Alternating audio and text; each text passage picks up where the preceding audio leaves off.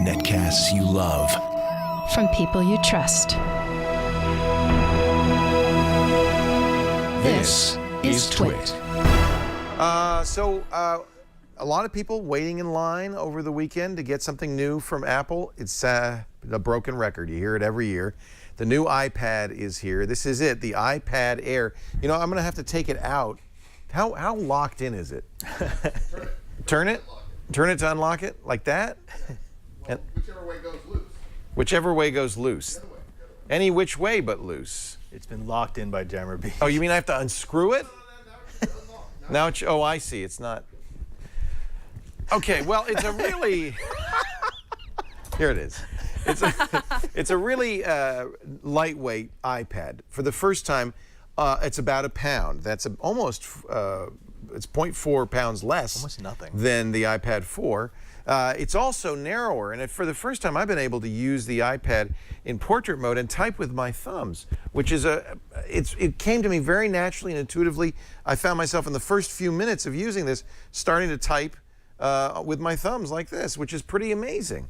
It is noticeably lighter, although still at a pound. It's in there with the Kindle Fire HDX and other tablets of its ilk. Screen, of course, as with all iPads, very good. And you will notice one of the things that Apple has been touting, this A7 chip. Apple says it's twice as fast. Benchmarks say about 80% as fast. It's definitely, noticeably faster. Even when you just do the Apple swoop in and out in iOS 7, you could tell it's much smoother, much more fluid, and much faster. So it's a very nice incremental upgrade to the existing iPads. Prices are the same. The Wi-Fi 16 gig version starts at $499. Add $100 to double the RAM, all the way up to 128 gigs. $129 will put LTE in there from all the carriers. Even T-Mobile now has an iPad. So you configure it the way you feel like. I have to say, all in all, space gray and silver. It used to be black and white. Space gray and silver. That's the other change. You can, by the way, if you get the cellular version with 128 gigs, you can hit almost $1,000 for this iPad. The question, though, for a lot of people is, who should upgrade to the newest iPad? Certainly, if you don't have an iPad at all, this is the one that you probably want. The only other choice isn't out yet, and that'll be out later this month, probably November 29th, Black Friday. That's the iPad Mini with Retina. Exactly the same spec-wise, just in a 7.9-inch screen. That's really the choice if you're new to iPad. Get the new ones, you know? On the other hand, if you have an iPad, let's say, 3rd generation, or certainly if you have an iPad 4th generation, you might reasonably say, I don't think it's a big enough improvement for me to run out. iPad 4th generation, the last iPad, you really have to be an iPad fanatic to get the latest and greatest. Unless you can find, a relative to give the old one to and be happy about that. iPad 3rd generation was fairly slow. It was the first with Retina display. Maybe you'd see a big improvement here. If you've got an iPad 1 or 2, what are you waiting for? Pros and cons. Definitely thinner, shallower, although they did a lot just to shrink 1.5 millimeters off the width. I don't notice that too much. I really do notice it's narrower and it is definitely lighter. You'll notice that. Also, stereo speakers on the bottom. It's lightning, of course, as all the new iPads will be from here on out, until Apple invents another proprietary technology. So the pros: a good screen, good weight, good feel. It's light. You can finally type with 2 hands. Some people, not me, but some people with really big hands can hold this in one hand. Try that, Robert. Just see. Because I guess I have very small hands. I don't seem to be able to hold it. Look at that. Easy for you. I could probably put it in my pocket. Shannon, let's see if you can hold it in one hand. Let's see. Not so much with this. No. No. See, No. Oh, I think close. I'm not even close. Do I have small hands? I must have small hands. I think, yeah. So you have. I can type with my thumbs, though. Yeah, and to me, that's more important than whether you can That's hold it very with one hand. important. If you want a one-handed iPad, you should get the Mini. Cons, it's just, an incremental improvement. It's evolutionary, not revolutionary. I think the iPad is a significant product. Obviously, it's a significant product. I do a show called iPad Today. I love the iPad, but I'm not sure you should run right out. I can't give it a buy. If you have a very old iPad or no iPad at all and you want to get into the Apple ecosystem, well, then it's a buy. But for the rest of you, you should probably try it and see if it makes enough of a difference compared to your existing iPad to fork out $499. How's the camera? The camera's a slight improvement. It has optical image stabilization. I think that's the first iPad camera to have that. That means it'll work better in low light. You know, the camera isn't, you know, it's what is it, 8 megapixels? It's not yet as high megapixel as some of the other options out there. But Apple does the best software for cameras, and I don't know what the magic is that they weave, but it's like the iPhone, even like the previous iPad. It's a very, very good camera. But please, folks, don't use it as a camera. That's really dumb, okay? That's why I don't really want to recommend it as a camera. I'm curious because I use FaceTime with my iPad. Oh, that's different now. That's you're gonna be using the front-facing camera. Yeah. And I think there's a minor improvement in the front-facing camera as well. Not a huge improvement. Yeah, if you use it for this is a perfect FaceTime implementation. Sure. I was in the Louvre not too long ago, and I saw a tour group with 20 people holding up iPads to take pictures. Well, and that's not a what good I'm scene. saying. I don't want to It's not a see good that. I understand, especially if you're doing movies. You know, the i7, the new iOS 7 has some really nice camera features. And I think if you're doing movies, the idea that you have a giant viewfinder like this really has some value to it. But it's very annoying. If you're going to take pictures, use the Mini or something. I mean, don't hold that up in the Louvre. Nobody can see around you. And if you're at a wedding or a concert, don't. Oh. So when you ask me, yes, it's a great camera. It's a very good camera, but I hate to recommend using this for the camera. The FaceTime camera, there it is, 1.2 megapixels, 720p. Okay. I think that's the same as the previous iPad, actually. Yeah. 5 megapixel camera. Thank you for the correction. 5 megapixel camera, not 8. It's the iPhone that has 8. But they do a lot with those 5 megapixels. Yeah. Try on the iPad Air. I do like the name. Good name. Yep. Branding. Lighter. Branding. Doesn't exactly float away, but it's lighter. Netcasts you love. From people you trust. This is Twit. Jason Howell is here. Hello. Of TNT fame and all about Android. You scared me off last year. I'm sorry. The Galaxy Note. It's a 10-inch tablet. I was very intrigued. It has a stylus. Yeah. I'm not talking about the Note phone. This is the Galaxy Tab. Tablet, yeah. And you said you didn't like the screen that much. So we got the new edition, the 2014 edition, the Galaxy Note 10.1. Yep. Here it is, ladies and gentlemen. Is it much different from last year's? I would definitely say so. So, yes, first of all, if you go to my YouTube review... You were scathing. Yeah, a lot of people did not like my review because I gave it a don't buy. But that was chiefly the screen.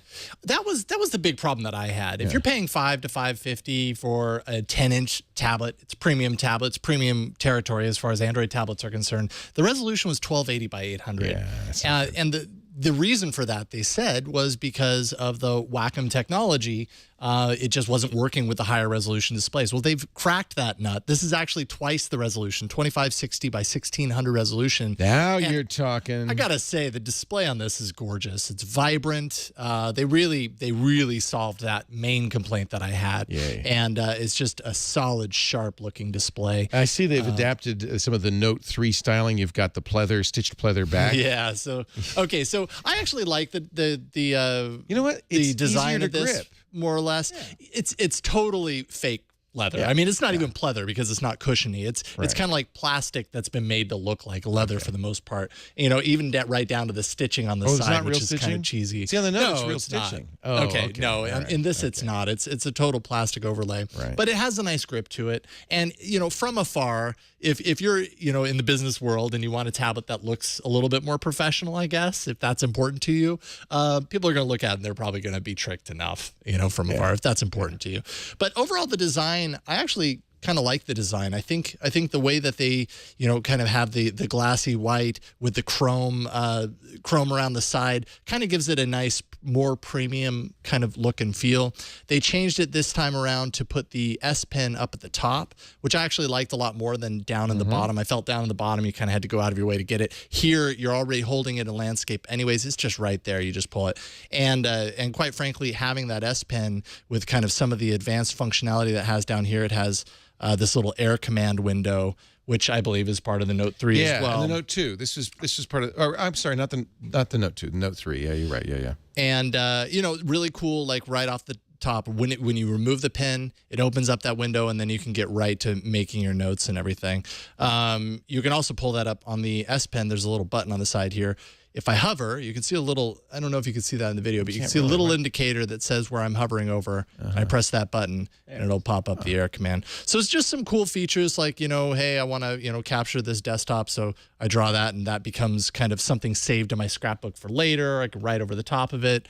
Little nifty features like that. Samsung's really promoted this notion that they do Android Plus. In fact, at their developer conference, they really wanted to talk about their SDKs, their overlay. TouchWiz. They didn't even mention Android, even though it's on an Android platform. This is a Samsung device. Absolutely. And it's pretty loaded as far as the specs are concerned. 1.9 gigahertz octa-core Exynos processor. This is the Wi-Fi version, 32 gig Wi-Fi version for $549.99. A caution on Exynos that I've learned from my Galaxy S4, because it's a Samsung processor, it hasn't made it into the open source community, so these will not be readily rootable or modifiable. They're a little bit more difficult. Hard to remove TouchWiz on an Exynos. Yeah, and you got to be okay with TouchWiz. I mean, when you're in the Samsung world, as far as this is concerned, if it's not a Google Play edition, which this definitely isn't, you got to be okay with TouchWiz. That's why you buy a product like this, because of the stylus, because of the additional features, right? Yes, it's kind of a catch-22, right? Like, you might not like overlay, but then again, they're not going to add in this functionality that isn't inherently built into the core of Android. Right. I mean, they're going to build around it. In the past, I haven't really cared much for TouchWiz.